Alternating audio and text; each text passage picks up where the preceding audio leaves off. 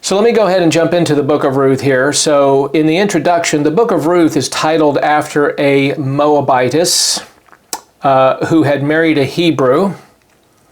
Her name is Ruth, and Ruth in the Hebrew means friend or companion, and she was that to Naomi. She was a friend, she was a good companion, she's an ideal daughter-in-law to have in a family. Ruth is just nothing short of an amazing woman. In fact, it could very well be also that the woman of excellence mentioned in Proverbs 31 could possibly be based on Ruth, the kind of woman that she was. Now, after the death of her husband, Ruth followed her mother-in-law back to Israel, where she cared for her. Now, the author of the book of Ruth is not known, though Samuel seems likely. Ruth was written during the period of the Judges. In fact, we're told in Ruth chapter 1, verse 1, "Now it came about in the days when the judges governed, that there was a famine in the land." Now, it's hard to be dogmatic to place the timing. Some of the commentaries that I've read, the scholarship, I think Fruchtenbaum takes the view that it could have occurred during the time of, say, Deborah and Gideon. Could be during that time frame because of the reference here to the famine in the land. One can't be dogmatic, so it's hard to place it. But clearly it took place in the days when the judges governed. The explanation also of an unpracticed tradition, as well as the genealogy of David, would suggest that the events of the book occurred in the latter part of the 12th century BC, so maybe in the 1100s. And remember that David is the last person that's mentioned, where it talks about David being a descendant here of Ruth. And so the explanation of an unpracticed tradition, as well as the genealogy of David, would suggest that the events of the book occurred in the latter part of the 12th century BC. The audience appears to be Israelites living during the time of David. That would be who the immediate audience was, to whom the book was written. And that is simply because David is the last person mentioned in the book in Ruth 4:22. Now, the book was written to highlight God's sovereignty. You're going to see His sovereignty. You're going to see His providence. He's going to be moving in the life of Ruth, Naomi, Boaz. So you're going to see God's sovereignty. You're going to see His loyal love, His chesed love, and His providential care over those who trusted Him during difficult times. Now, Ruth, a Moabitess, and remember where the Moabites came from, that the Moabites, remember back in Genesis chapter 19, after Lot flees the destruction of Sodom and Gomorrah, and he goes up to the mountain cave, and there his two daughters get him drunk and copulate with him, and they wind up producing the offspring of the Moabites and the Ammonites, that you have these two people groups. And so Ruth is going to be a descendant out of that incestuous relationship. What's fascinating is she's actually going to wind up in the line of Messiah. So even the evil actions of Lot and his daughters that produces these people groups, the Ammonites and the Moabites, it's going to be through that Moabite line that you're going to have Ruth, this wonderful, excellent woman of excellence, and she's going to be in the line of David. She's going to be in the line of Messiah, but she is nonetheless a Moabitess, and she trusted God and agreed to care for Naomi. And Naomi, her name in the Hebrew means sweetness or pleasantness. And later on, she's going to feel like she has really been injured by the Lord, and she's going to say, "Don't call me Naomi, call me Mara," which means bitterness. But her name means sweetness or pleasantness. but this is going to be her mother-in-law. Naomi is the mother-in-law of Ruth. And Naomi is going to lose her husband and her 2 sons. We're going to read about that here shortly. But she loses her husband and her 2 sons. Now, Boaz is an excellent man. He's an excellent man. In fact, he's called a man of excellence. Esheth Chayil, I think, is the Hebrew phrase that's employed. It's used of her as well, but it's used of him as a man of excellence, just the kind of person that he is. And a reminder that there are good men during this time. This is an honorable man. This is a good man. This is a man who is going to provide for Ruth. He's going to protect Ruth and Naomi. He's going to be a protector to them. And this is the kind of man that you want. This is a godly man. This is a very good man. He's a man of strong character. He's a man of integrity. And he's a man who keeps his word. We're going to see that as well. In fact, Boaz is going to be identified as a kinsman redeemer, a goel. And you'll see that as well. Now, as the kinsman redeemer, Boaz is actually a model of Christ, who willingly redeemed us with his blood, because we are going to be said to be redeemed in 1 Peter 1:17 and 18, where it says, if you address as Father, the one who impartially judges according to each one's work, conduct yourselves in fear during the time of your stay on earth, knowing that you were redeemed. And that language of redemption means that you pay the price, the redemption price. That you were redeemed not with perishable things like silver or gold from your futile way of life inherited from your fathers, but with precious blood as of a lamb unblemished and spotless, the blood of Christ. And the blood of Christ for us is the coin of the heavenly realm that paid our sin debt. In fact, it's the only currency that heaven accepts as payment for our sin debt. But Christ is our Redeemer.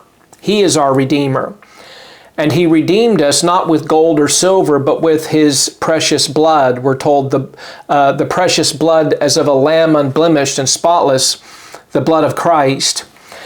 Now, the book also reveals God's grace in saving a Gentile woman. We'd seen it earlier with Rahab. Rahab is also mentioned in the line of Christ, a Gentile, but she's brought in as well. And you see these Gentiles, you see the grace of God towards these Gentiles. But she winds up becoming part of the saved community.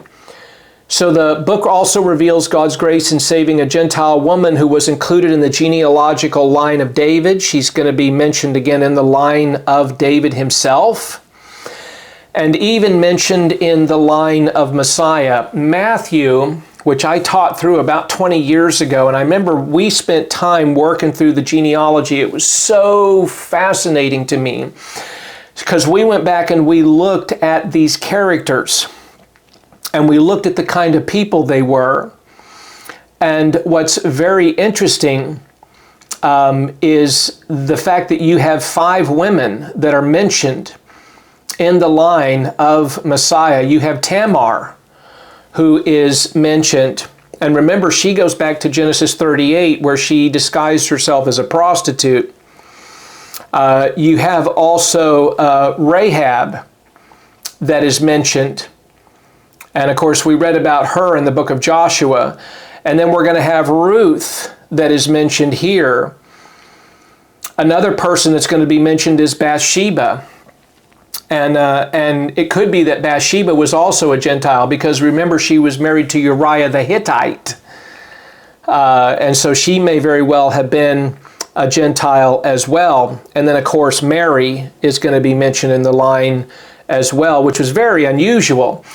But again, when you're reading through Matthew and you're reading through the New Testament writers assume that their readers know the Old Testament. So we've already covered several of these people. We've already talked about Tamar, we've talked about Rahab, and now we're about to talk about Ruth, 3 of these women that are mentioned in the line of Messiah.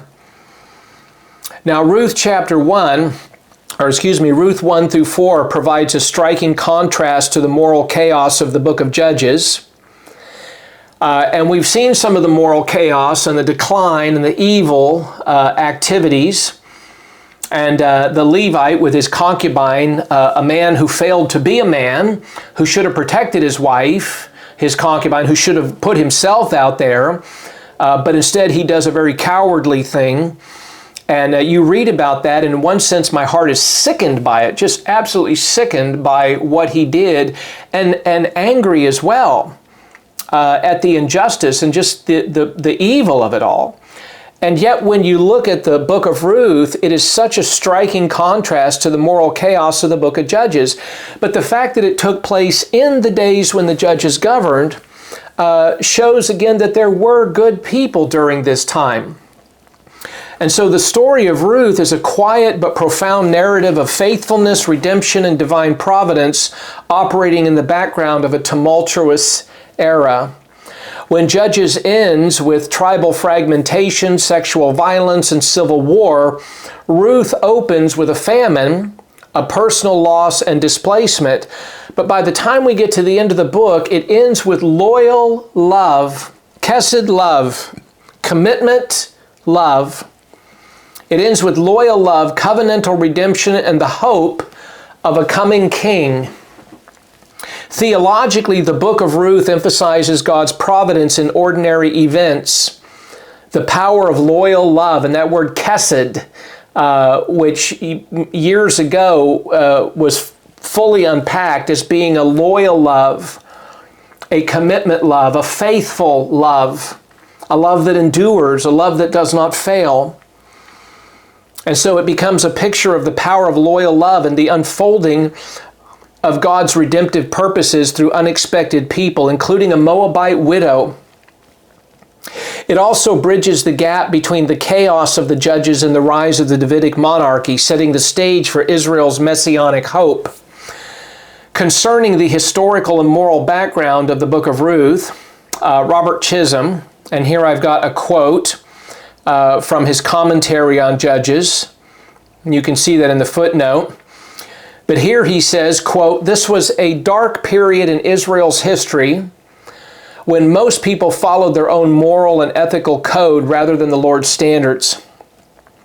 The heading provides a dark backdrop for the inspiring story that follows. During a time when people were selfish and refused to follow the moral compass God had provided them, this story tells of a woman, a non-Israelite at that, who demonstrated genuine love for her mother-in-law and her deceased husband, and her actions stand in sharp contrast to the moral chaos that characterized this period," end quote. So Ruth chapter 1 introduces the family of Elimelech.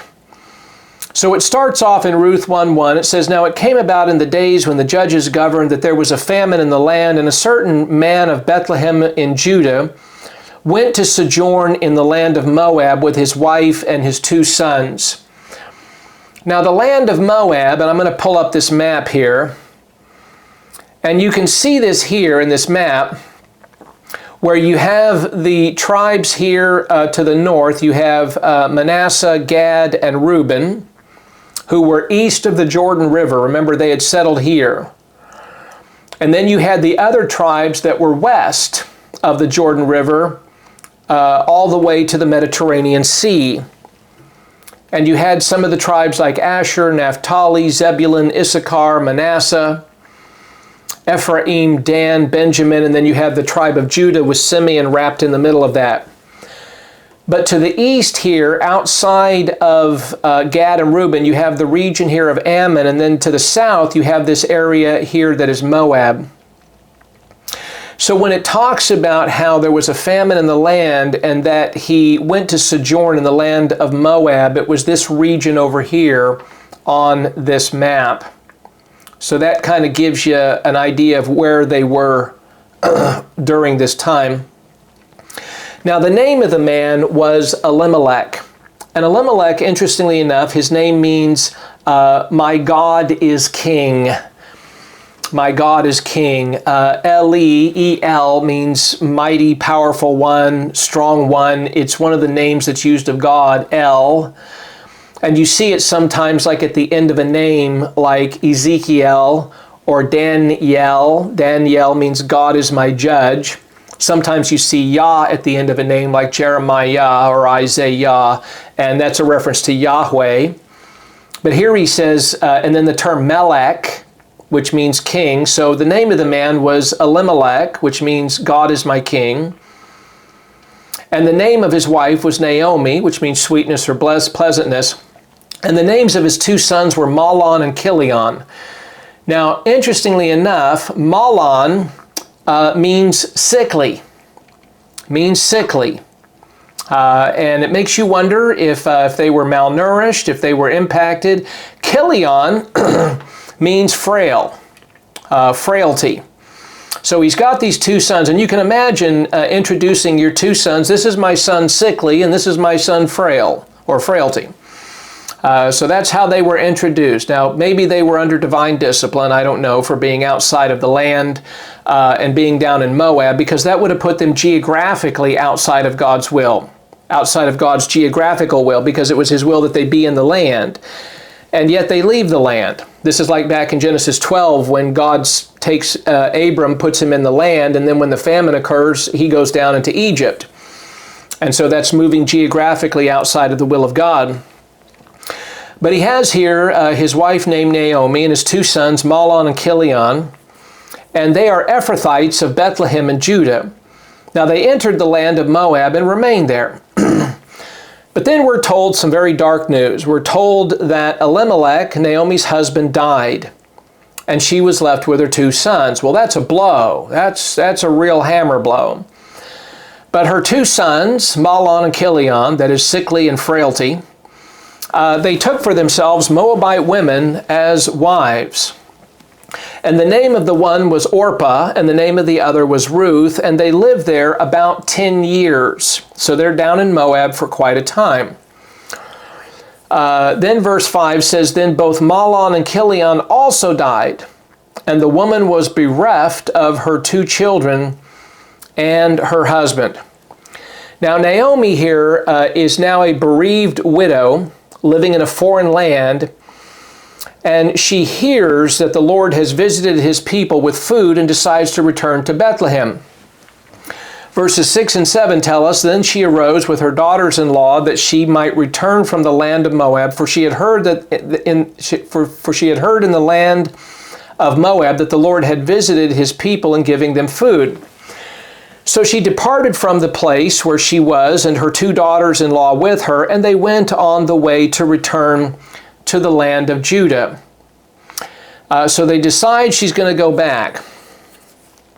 Now, she urges her two daughters-in-law to stay in Moab. And you see that in verses 8 through 13, where it says, Now, and Naomi said to her two daughters-in-law, Go, return each of you to her mother's house, and may the Lord deal kindly with you as you have dealt with me, or as you have dealt with the dead and with me. So apparently she thinks well of her two daughters-in-law, and she obviously wants the best for them, but she says, You go return, maybe you can get married and have more children.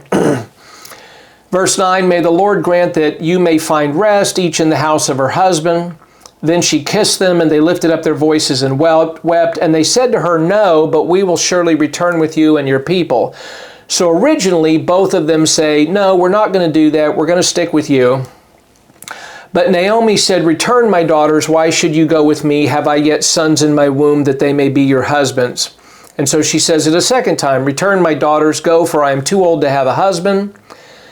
If I said I have hope, if I should even have a husband tonight and also bear sons, would you therefore wait until they were grown? Would you therefore refrain from marrying? No, my daughters, for it is harder for me than for you.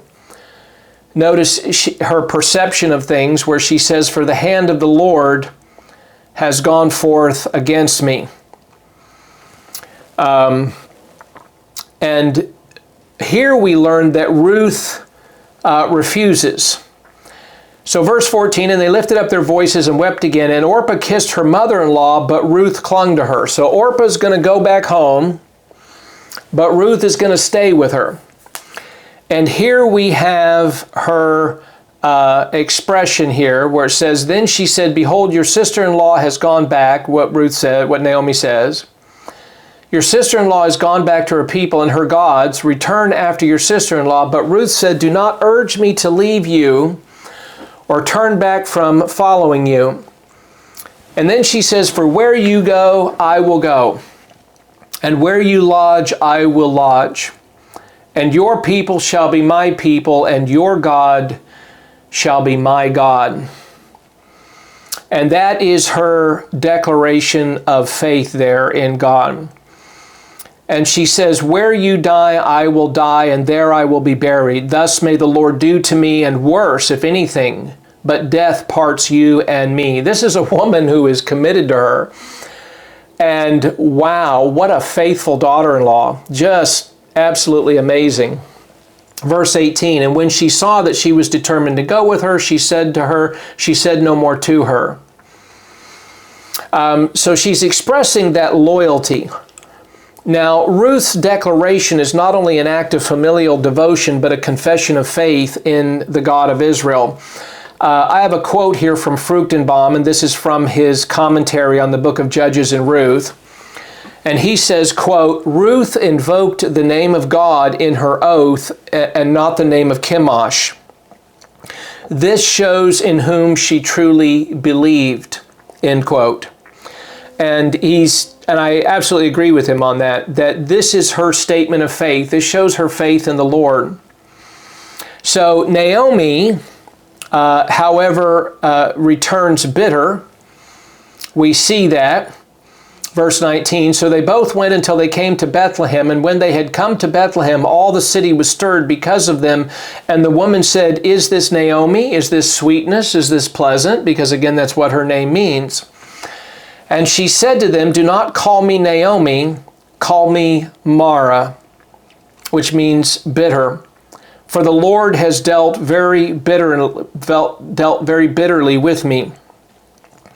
And she says, I went out full, but the Lord has brought me back empty. Why do you call me Naomi, since the Lord has witnessed against me, and the Almighty has afflicted me? So Naomi returned, and with her Ruth, the Moabitess, her daughter-in-law, who returned from the land of Moab, and they came to Bethlehem at the beginning of the barley harvest. What's interesting is Ruth, throughout, even though she's a believer, she still retains her ethnic identity as a Moabitess. That's something that never leaves her. Now, in Ruth chapter 2, this introduces Boaz. I like Boaz. He's a good man. He's an honorable man. He's a man of integrity. He's a wealthy man, and he's a godly man of the clan of Elimelech. So he's related to Elimelech. And Ruth goes in to glean in his field. Now, Ruth 2:1 says, now Naomi had a kinsman of her husband, and he's a man of great wealth of the family of Elimelech, whose name was Boaz. And Ruth the Moabitess said to Naomi, please let me go to the field and glean among the ears of grain after one in whose sight I may find favor. And she said to her, go, my daughter. Now this is a woman who has a strong work ethic. She's poor. She's coming into this land that's a strange land, but she's not afraid to get her hands dirty.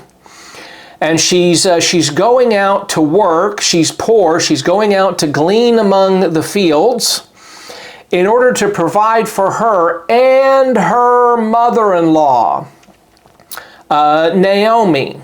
So she wants to provide for her. Again, this is an amazing daughter-in-law, just an amazing woman. And so verse 3 says, so she departed and went and gleaned in the field after the reapers, and she happened to come to the portion of the field belonging to Boaz. Really?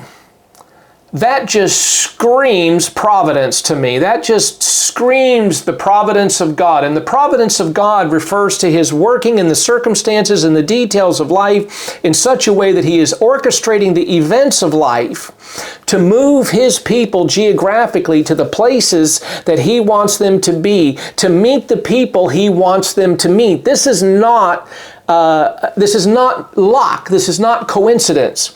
This is the sovereignty of God. This is the providence of God, that she comes to this portion of the field belonging to Boaz, who was of the family of Elimelech. Now Boaz came from Bethlehem and said to the reapers, "May the Lord be with you." This guy, he's thinking doctrinally. He's thinking divine viewpoint. He's thinking about the Lord. Unlike Micah that we read back in Judges 17, who had a twisted, perverted view of the Lord, him and his mama. Here's a man who is solid in his biblical thinking. And he says, "May the Lord be with you." And he desires their best. And anybody who has the heart of God within them, who has the love of God within them, is somebody who is going to seek the best interests of other people, and is not only going to desire their best, but is also going to open themselves up to be the very source of blessing. In fact, that's what's going to happen with Boaz, because here he says, "May the Lord be with you. May the Lord be with you." And notice, and they said to him, "May the Lord bless you." Oh, now isn't that interesting? Because here's these people who are poor coming to glean in his fields, and they have a high view of him. They say, "May the Lord bless you," because here is this concept of blessing by association. As the Lord blesses Boaz and his harvests become plentiful, that's going to mean blessing to the people who want to come and reap in his fields. And he's a good man. He's a godly man. He's an honorable man. He cares about the poor. He cares about these people who are needy. And he wants them to be blessed. And they have a very, very high view of him. Then Boaz said to his servant who was in charge of the reapers, "Whose young woman is this?" So he identifies Ruth and he says, "She's new. I don't know who she is." But the servant gives a report. The servant in charge of the reapers replied, "She is the young Moabite woman who returned with Naomi from the land of Moab." So word about Ruth is getting around. You see, she's an honorable woman. She is a good woman. And word is getting around that she returned with Naomi from this land, and she goes into a place, a strange place that she doesn't know, people she doesn't know, and she's willing to put herself in an uncomfortable place. She's willing to put herself in a strange place in order to be faithful to care for Naomi. And again, she's going out to work.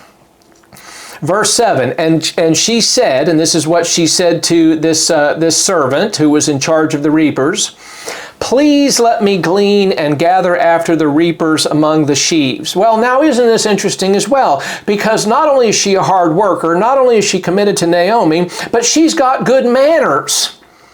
And she says, please, she's very considerate. Again, the more I read through this, the more I love this woman. I mean, just her character is amazing. She says, "Please let me glean and gather after the reapers among the sheaves." So she's got good manners too. "And thus she came and has remained from the morning until now." And not only that, but think about the work ethic here. She works from morning until evening. She doesn't have a lazy bone in her body. She's a hard worker. And thus she has remained from the morning until now. She has been sitting in the house for a little while. So she's taking a little break. Then Boaz said to Ruth, so now he's got this report on her, and he's going to go and he's going to talk to her. And what we're going to see is Boaz's kindness stands again in stark contrast to the dangers of the period. And what he's going to do is he's going to ensure Ruth's safety, provision, and dignity. Again, I like this guy. He's an honorable man. He's way 1,000 billion times better than that Levite, that crummy evil fellow who threw his concubine out the door. We just covered all that. But this is in such stark contrast. So then Boaz said to Ruth, "Listen carefully, my daughter." Well, that's terms of affection. The fact that he would call her that, my daughter, that's a term of endearment. And so immediately she begins to, with his language, she now feels safe with him. So he says, "Listen carefully, my daughter," and he advises her, "Do not go to glean in another field. Furthermore, do not go on from this one, but stay here with my maids." Now, I love this because He's concerned about her safety. He doesn't want her to venture out into other fields, which might be dangerous fields. They might be dangerous fields. And so he says, stay here in this field and stay here with my maids. Safety in numbers in this situation. So he is really looking out for her. And he says in verse 9, let your eyes be on the field which they reap, and go after them. Indeed, I have commanded the servants not to touch you. So now she knows that there's a word from on high, from the owner of the field, from Boaz himself, that they're not to have, that they're not to intimidate her in any way. He says, I've commanded the servants not to touch you. When you are thirsty, go to the water jars and drink from what the servants draw. In other words, he gives her access not only to his fields, but when she needs a place to go get something to drink, that is also provided as well. Then we're told in verse 10, then she fell on her face, bowing to the ground, and said to him, why have I found favor in your sight? And the word favor here translates the Hebrew noun chen, that's C-H-E-N, giving a bit of a guttural there, but it's chen, and it's the Hebrew word for grace. It's the Hebrew word for grace. We find the Greek word charis in the New Testament. But she says, why have I found favor in your sight that you should take notice of me, since I am a foreigner? And notice his reply. He replied, he says, all that you have done for your mother-in-law. So he recognizes that this is a good woman. All that you have done for your mother-in-law after the death of your husband has been fully reported to me, and how you left your father and your mother and the land of your birth and came to a people that you did not previously know. That requires courage and commitment and sacrifice and devotion. And then he says in verse 12, may the Lord reward your work.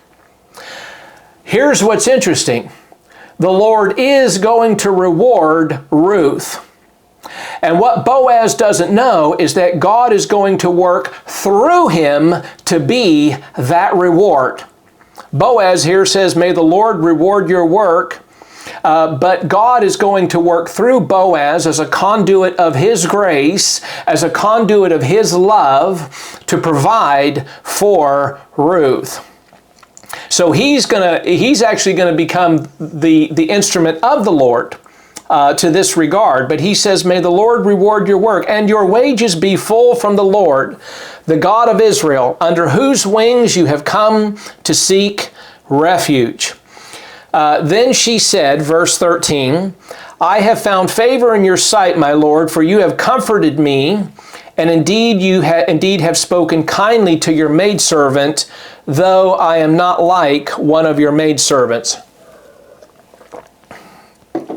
So, she recognizes that he speaks to her in such a way that she feels safe in his presence. She feels safe in his fields. So at mealtime, Boaz said to her, come here, that you may eat of the bread and dip your piece of bread in the vinegar.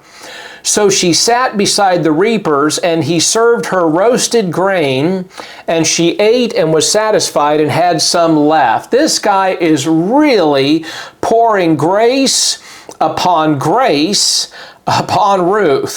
And she is really feeling this now.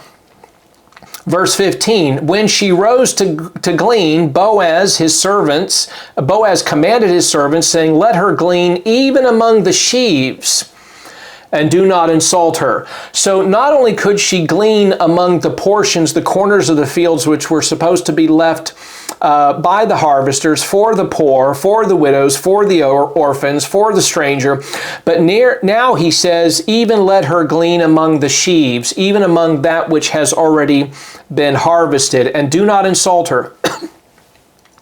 Also you shall purposely, get that he even goes so much further, and you shall purposely pull out for her some grain from the bundles and leave it, that she may glean, and do not rebuke her. Verse 17, so she gleaned in the field until evening. Again, she's a hard worker. Then she beat out what she gleaned, and it was about an ephah of barley. And she took it up and went into the city, and her mother-in-law saw what she had gleaned, because apparently she had a pretty strong by the way, see, this communicates something else, because we're talking about a pretty substantial weight. I suspect this would have been between 50 and 70 pounds of harvested grain, if I remember correctly. Well, that says that she's a strong woman. You see, she's got some muscles to her too. Apparently, she's pretty strong. And the fact that she carries this back into the city speaks about her physical strength as well. And she also took it out and gave Naomi what she had left after she was satisfied. So she's caring for Naomi. Absolutely love this. Now her mother-in-law then said to her, where did you glean today? Naturally, she's curious because you seem to have struck a gold mine. And then she says, may he who took notice of you be blessed. Speaking of Boaz. So she told her mother-in-law with whom she had worked and said, the name of the man with whom I work today is Boaz. Now that immediately popped in Naomi's mind because she knows who Boaz is. She recognizes him as the Goel, as the kinsman redeemer. Verse 20, Naomi said to her daughter-in-law, may he be blessed of the Lord, who has not withdrawn his kindness to the living and to the dead. Again, Naomi said to her, the man is our relative. He is one of our closest relatives. Then Ruth the Moabitess said, furthermore, he said to me, you should stay close to my servants until they have finished all my harvest. Naomi said to Ruth, her daughter-in-law, it is good, my daughter, that you go out with his maids so that others do not fall upon you in another field. See that? So that others do not fall upon you in another field, because she recognizes that where she's harvesting there in the field of Boaz, that it is safe. It is safe, and there's wisdom there. There's wisdom there. And here we see the law of redemption with regard to Boaz being the Goel is under the Mosaic law code allowed for a close relative to restore a family's land and lineage. So Ruth here, again, another good quality about her, she listens to good advice. I mean, there's so much about this woman that is just so amazing. There's so much wisdom in her. And she listens to this good advice. So she stayed, verse 23, close by the maids of Boaz in order to glean until the end of the barley harvest and the wheat harvest. And she lived with her mother-in-law. Again, I love this. Now, theologically, remember that Boaz prefigures Christ, our ultimate Redeemer. Galatians 4 and 5 says, but when the fullness of the time came, God sent forth his Son, born of a woman, born under the law. Why? So that he might redeem those who were under the law, that we might receive the adoption as sons. And so Boaz prefigures Christ, our ultimate Redeemer, who voluntarily steps in to rescue and to restore us. And Ruth's diligence, humility, and character are highlighted, as is Boaz's integrity and generosity. Behind the human kindness is the quiet providence of God, orchestrating redemptive outcomes through everyday obedience. Regarding the kinsman redeemer, I have a quote here by Feinberg, by Charles Feinberg, from his commentary on Jeremiah. And he says, quote, the Old Testament concept of a kinsman redeemer includes the protection of a relative's person and property. It involves avenging the murder of a relative, the purchase of his alienated property, and/or the marriage of his widow. The kinsman redeemer is voluntarily committed to champion Israel's cause. He brings peace to his own, but unrest to his oppressors, end quote. And then I have a quote here from Robert Hughes, and this is taken from the Tyndale Concise Bible Commentary. he says, quote, "The qualifications and functions of the kinsman redeemer are illustrated in the person of Boaz, who is typical of the Lord Jesus Christ. The kinsman redeemer had to be a blood relative to have have the right of redemption, even as Christ was a blood relative of man through the virgin birth." He goes on, he says, the kinsman redeemer had to have the resources to purchase the forfeited inheritance, even as Christ had the resource of his own precious blood. The kinsman redeemer also had to have the resolve to redeem. In other words, he had to be willing to do it, even as Christ laid down his life of his own volition. He closes out by saying the book of Ruth is one of the most instructive Old Testament books concerning the redemptive work of Christ, end quote. Now, Ruth chapter 3 contains the turning point in the story where Naomi instructs Ruth to approach Boaz at the threshing floor, a bold, culturally nuanced act of requesting redemption and marriage. Now, unlike the women for the Benjamites who were taken by captive, who were kidnapped and brought in, this is going to be one where there's mutual respect and love and request. Again, handled very honorably, not like we saw in the book of Judges a little bit ago. So, chapter 3, verse 1 says, "Then Naomi, her mother-in-law, said to her, 'My daughter, shall I not seek security for you, that it may be well with you?'" This is a woman who is concerned about Ruth, and she wants her best. And so she's giving her this advice, and Naomi listens. Ruth listens. Verse 2, "Now is not Boaz our kinsman, with whose maids you were? Behold, he winnows barley at the threshing floor tonight. Wash yourself, therefore, and anoint yourself, and put on your best clothes." In other words, be clean, smell good, and look good, and go down to the threshing floor. "But do not make yourself known to the man until he has finished eating and drinking." So he's going to be satisfied. He's going to have a good meal. He's going to be rested.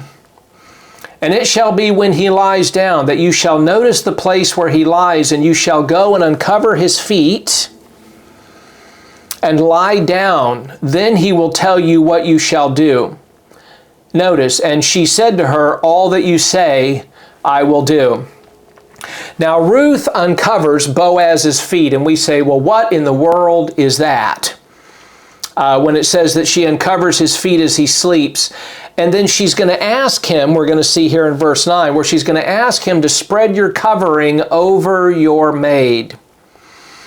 So let me jump back to verse 6 here. "So she went down to the threshing floor and did according to all that her mother-in-law had commanded her." Because again, she doesn't understand the customs. She doesn't understand the laws of the land. But she's a quick study. She's very smart. She picks up on this. And so Naomi has instructed her in the cultural practices of living in Israel. And verse 7 says, "And when Boaz had eaten and drunk and his heart was merry, he went to lie down at the end of the heap of grain. And she came secretly and uncovered his feet and lay down. And it happened in the middle of the night that the man was startled and bent forward, and behold, a woman was lying at his feet. And he said, 'Who are you?' And she answered, 'I am Ruth, your maid. So spread your covering over your maid, for you are a close relative.'" Now, this is going to be, in effect, a cultural practice here that basically says, "I'm willing to be your wife." What's interesting is the same language is used in Ezekiel 16 of God himself. Of God himself. And Ezekiel 16 is a fascinating chapter. It's got some heavy stuff in there. Later on, it talks about them offering their children as a sacrifice, causing them to pass through the fire, that thing that happens. But God here is speaking of Israel as a nation when he enters into a covenant relationship with them, a marriage as it were. And he says in Ezekiel 16:8, "Then I passed by you and saw you, and behold, you were at the time for love."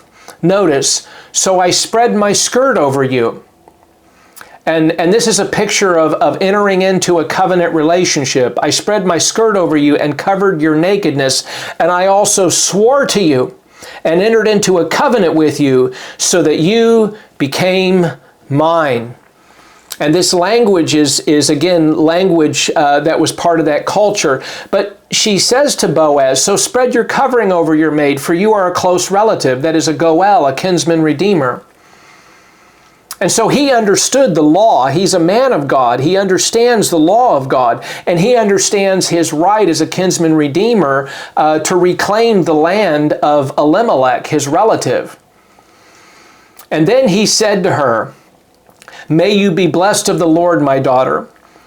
And he recognizes her godliness. He says, you have shown your last kindness to be better than the first by not going after young men, whether poor or rich. In other words, she wasn't just willing to chase after any guy. She was willing to follow the cultural customs of the time and to follow the advice of Naomi and to conduct herself in a godly way. Verse 11, now my daughter, do not fear. I will do for you whatever you ask. For all the people in the city know that you are a woman of excellence. I love that. All the people in the city know that you are a woman of excellence.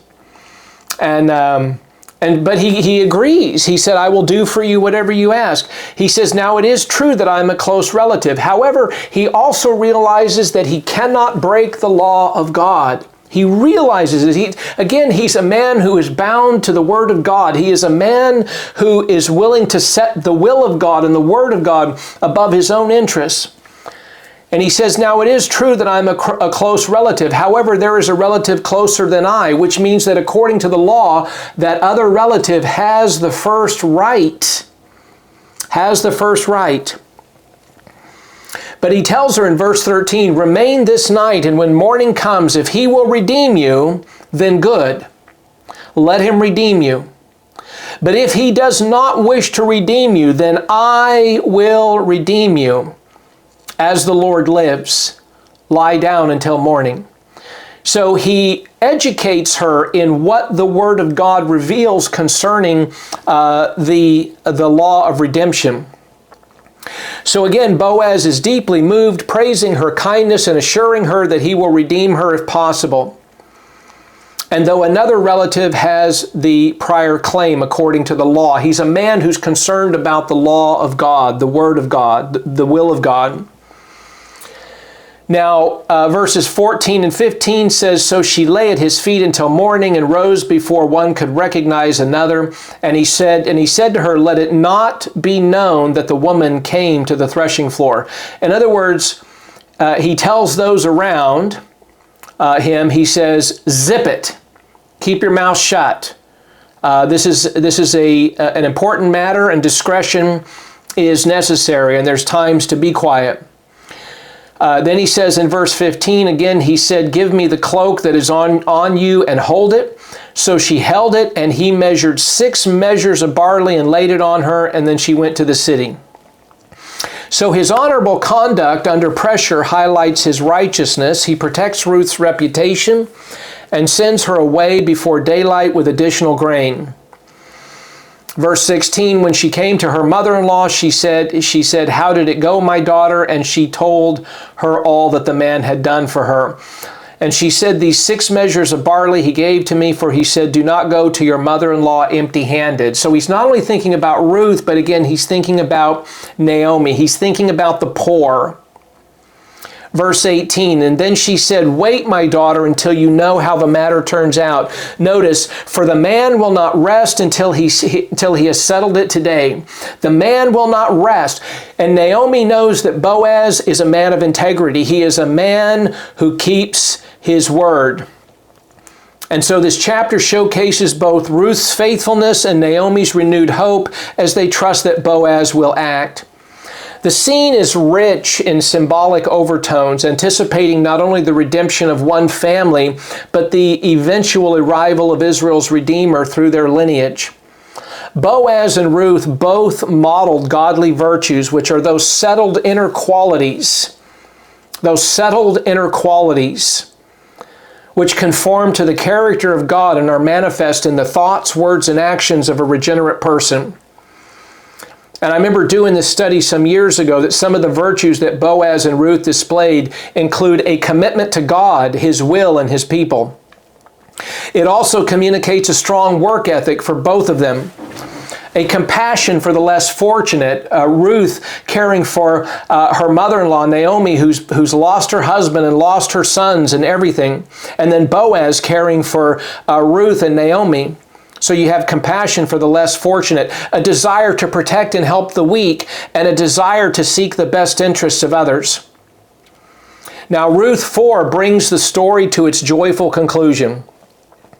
Boaz meets with the closer relative at the city gate. And the city gate, again, was the courthouse. It was the place where the elders met, where the judges met. It was where the city officials met. It was where contracts were signed, where land was purchased, where legal contracts were arranged. It says, so now Boaz went up to the gate and sat down there. And behold, the close relative of whom Boaz spoke was passing by. And he said, turn aside, friend, sit down here. And he turned aside and sat down. And I love the language of friend because when you call somebody friend, you communicate an openness to a relationship and to a kindness. And what I find fascinating is there's a passage in the New Testament, I think it's in Luke, if I remember correctly, where even on the night when Judas comes to betray Jesus, and he comes with the soldiers to arrest and to betray Jesus. And Jesus turns to Judas and he calls him friend. He says, friend. And it's the last act of kindness towards Judas. It's the last act of grace towards Judas. But you find the use of the term friend throughout the Scripture. And it's a term that just opens people up to be welcome into your presence. But he says, turn aside, friend, sit down here. And he turned aside and sat down. And then he took 10 men of the elders of the city and said, sit down here. So they sat down. So what he's doing is he's calling together these men of the city to witness a legal transaction. A legal transaction according to the Mosaic Law Code. And he presents the opportunity to redeem Elimelech's land and to marry Ruth. And then he said to the closest relative, Naomi, who has come back from the land of Moab, has to sell the piece of land which belonged to our brother Elimelech. He says, so I thought to inform you, saying, buy it before those who are sitting here and before the elders of my people. If you will redeem it, but if not, tell me that I may know. For there is no one but you to redeem it, and I am after you. And he said, and the man said, I will redeem it. So up front he says, yeah, I'll buy it. Have another piece of land. Give me some more land to work. But then Boaz gives him another little bit of information. He says in verse 5, he says, then Boaz said, on the day you buy the field from the hand of Naomi, you must also acquire Ruth, notice the Moabitess, the widow of the deceased, in order to raise up the name of the deceased on his inheritance. In other words, you buy the land, you take Ruth as a wife, and then when she has children, her children get the land, that it stays in the family. And the closest relative, when he hears that, he's like, I don't think I want to do that. So he said in verse 6, I cannot redeem it for myself because I would jeopardize my own inheritance. And so he's concerned about losing his own land. And he says, redeem it for yourself. You may have my right of redemption, for I cannot redeem it. So he hands it off to Boaz. And then we have this verse that explains this custom that took place during this time. And it says, now this was the custom in former times. Notice that this is talking to a future generation, hundreds of years later, reflecting back on this custom. And so the author feels the need to explain this custom. He says, now this was the custom in former times in Israel concerning the redemption and the exchange of land to confirm any matter. A man removed his sandal and gave it to another. And this was the manner of attestation in Israel. And it's thought that the removal of the sandal and giving him the sandal was saying, in effect, you have the right to walk on that land. You have the right to take that land and to walk on it yourself. And so verse 8 says, then the closest relative said to Boaz, buy it for yourself, and he removed his sandal. Then Boaz said to the elders and to all the people, you are witnesses today. In other words, this is a legal, binding transaction. You are witnesses today that I have bought from the hand of Naomi all that belonged to Elimelech and all that belonged to Chilion and Mahlon. Moreover, I have acquired Ruth the Moabitess, the honorable woman, the woman of excellence, the woman with a strong work ethic, the woman with all the golden qualities. I have acquired Ruth the Moabitess, the widow of Mahlon, to be my wife in order to raise up the name of the deceased on his inheritance, so that the name of the deceased will not be cut off from his brothers or from the court of his birthplace. You are witnesses today. So the elders wind up blessing the union, comparing Ruth to Rachel and Leah, and invoking the legacy of Perez, the son of Tamar and Judah. So they're all happy. They're going to bless the union and all the people who were in the court. So apparently there was a crowd of people standing around, including the 10 who were brought in to sit down and to witness everything and hear everything. And all the people who were in the court and the elders said, we are witnesses. May the Lord make the woman who is coming into your home like Rachel and Leah, both of whom built the house of Israel. And may you achieve wealth in Ephrathah and become famous in Bethlehem. Mission accomplished. Hence, the book of Ruth. Verse 12, moreover, may your house be like the house of Perez, whom Tamar bore to Judah, through the offspring which the Lord will give you by this young woman. And then we have verse 13, which says, so Boaz took Ruth, and she became his wife. Consensual, willing on both parts. And he went into her, and the Lord enabled her to conceive, and she gave birth to a son. Now Naomi, who was once bitter and empty, now holds the child in her arms. Verse 14, then the women said to Naomi, blessed is the Lord who has not left you without a redeemer today, and may his name become famous in Israel. May he also be to you a restorer of life and a sustainer of your old age. For your daughter-in-law, who loves you and is better to you than 7 sons, has given birth to him. And then the book closes with the genealogy tracing the line from Obed to David. Then Naomi took the child and laid him in her lap and became his nurse. And I'm sure she was glad to hold and to raise that little child. The neighbor women gave him a name, saying, a son has been born to Naomi. So they named him Obed. He is the father of Jesse, the father of David. And so this links them to the larger purposes of God in redemptive history. He says in verse 18, now these are the generations of Perez. To Perez was born Hezron, and to Hezron was born Ram, and to Ram Amminadab, and to Amminadab was born Nahshon, and to Nahshon Salmon, and to Salmon was born Boaz, and to Boaz Obed, and Obed was born Jesse, and to Jesse David. And you find that same genealogical lineage mentioned again over in Matthew 1.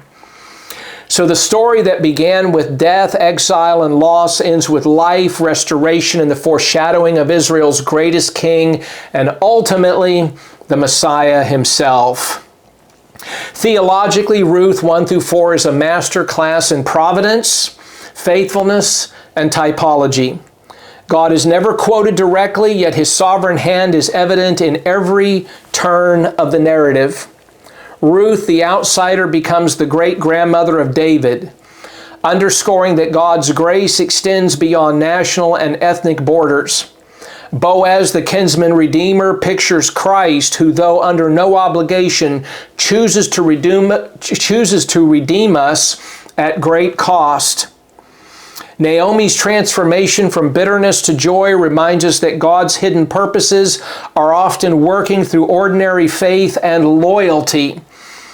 And God worked through Ruth as a conduit of His love, as a conduit of His grace, to be a blessing to Naomi and then also to Boaz. But God worked through Boaz as a conduit of His love, as a conduit of His righteousness, as a conduit of His grace towards Ruth and Naomi.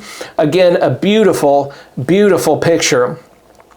In the darkest days of Israel's history, during the time of the Judges, God was preparing the lineage through which the true Redeemer would come. And for the church, the book of Ruth is a powerful reminder that no life is too small, and no situation too bleak, and no obedience too ordinary to be used in the service of an eternal redemption. There are no little people. There are no little places of service in God's plan.